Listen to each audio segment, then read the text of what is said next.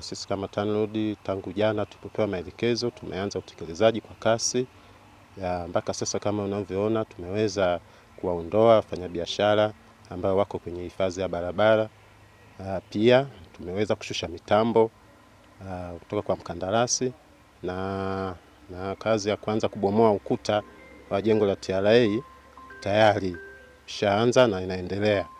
Kwa maana hiyo sasa hata ile barabara ya mbadala nayo inakamilika tayari ili magari makubwa malori yaweze kuvuka kupitia ile barabara mbadala na kuacha hii barabara ya siku zote kwa ajili ya upanuzi.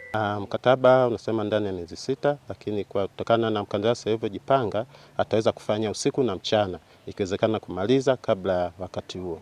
Madereva wa malori tayari washapewa maelekezo na wameshatembelea ile barabara mbadala kujionea kwamba inafaa kwa wao kuweza kupitisha magari huko. Bahati nzuri wameikubali na wenzetu wa TANESCO, TTCL, watu wa maji tayari wako site wanaendelea na kuondoa miundombinu yao.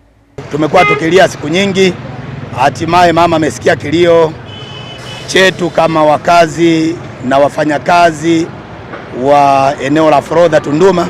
Kama wakala forodha tumeona sasa mambo yanaenda kwa mepesi zaidi. Utanuzi huu utapelekea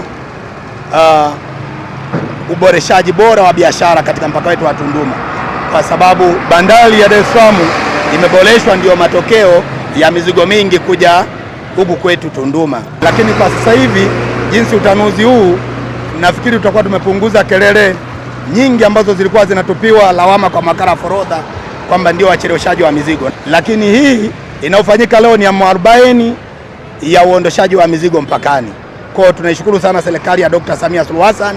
Kwa kweli tumelipokea hili swala kwa mikono miwili na tunafurahi sana, kwa sababu ukiangalia maagizo aliyotoa Mheshimiwa Mkuu wa Mkoa, alisema leo kazi ianze, na kweli kazi unavyoona imeshaanza rasmi. Kwa kweli tunaishukuru serikali ya Mama Samia Suluhu Hassan pamoja na Mheshimiwa Mkuu wa Mkoa kwa kuweza kutekeleza haya mambo. Na kazi ikienda hivi, kwa kweli nafikiri swala la foleni litakuja kupungua kwa kiasi kikubwa sana.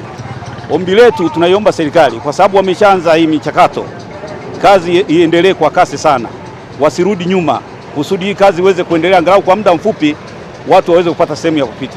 Upanuzi wa barabara hii utatupatia faida mojawapo ya kupunguza foleni ambazo zimekuwa ni kero katika mji wetu wa Tunduma.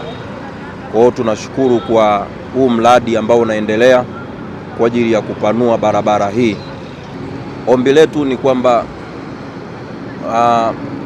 wahusika waendelee kufanya shughuli hizi kwa haraka zaidi na waendelee kutekeleza vile ambavyo rais wetu ameagiza na serikali yake.